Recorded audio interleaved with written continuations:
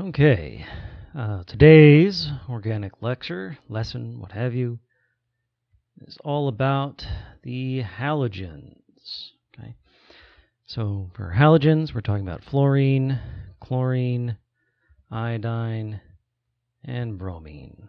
Okay, the halogens are fairly straightforward, fairly simple when it comes to both putting them on a compound and for naming that compound. Okay. So when it comes to putting them on a compound, you just boom, draw a line and draw your halogen. Okay? Really simple. Now remember, no carbon.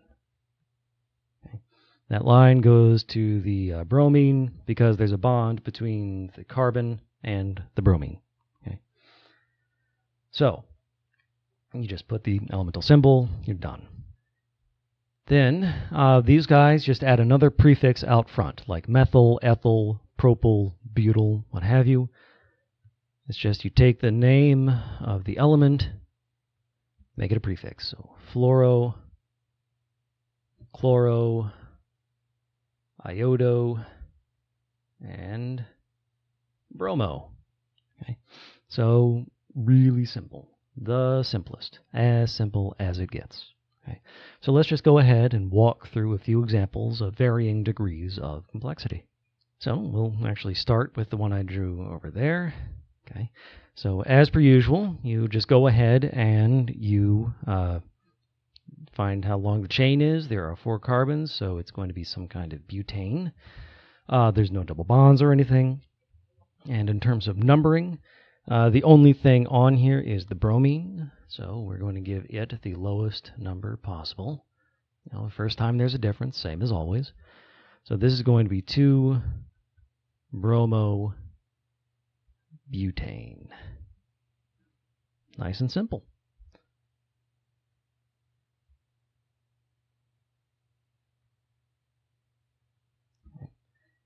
And as always, okay, if there's more than one, then you give the halogen a prefix.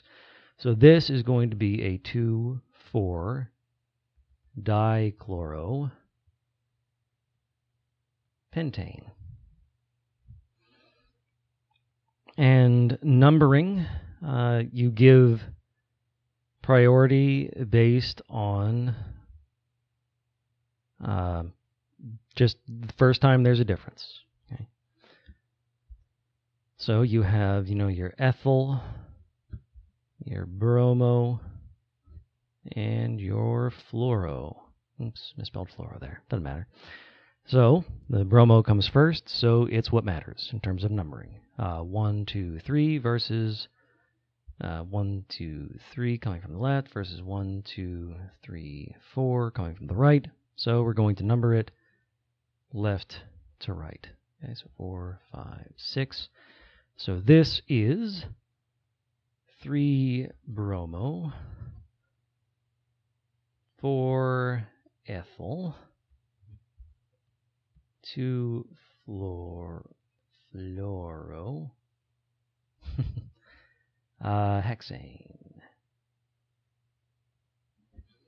So you can see it's just adding, just another thing we can name. Okay, and these halogens always come out in front. They're always going to be a prefix, in other words.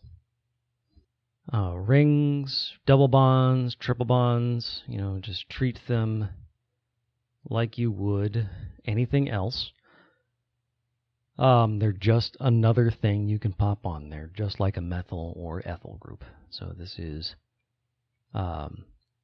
iodo, cyclohex 2-ene. It would not be wrong to put a 1 in front of the iodo. So 1-iodo cyclohex 2-ene. And when in doubt,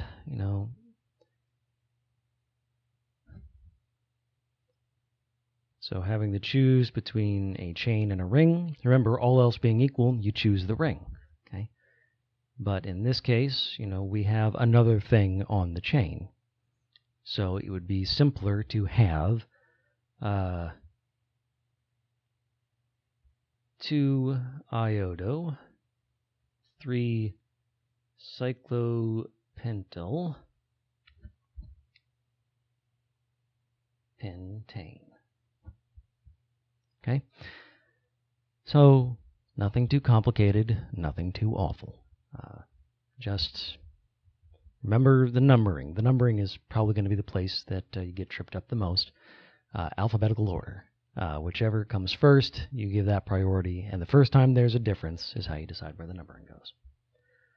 Now, in terms of what halogens do to these compounds, I have a whole nother video already made for you. You come down here to the bottom of the second semester, and that is where you'll start finding videos about the properties of our organic compounds.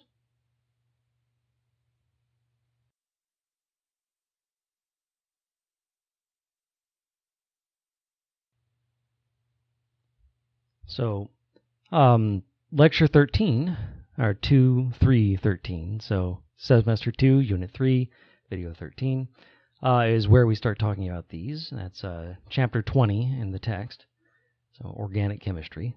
And that is where we discuss the different properties of these compounds. And we'll be covering the properties in the same order as we cover them in over the course of the entire semester. Okay, just adding bit by bit to how we name them and how we discuss the properties of these compounds. So we start with our alkanes, then we get into alkenes, alkynes, and here are our rings. So these videos already cover the properties and the way these things change, in terms of polarity, melting points and boiling points, and reactivity. So good things to know. Just a nice primer for organic chemistry. All right, I'll see you in class.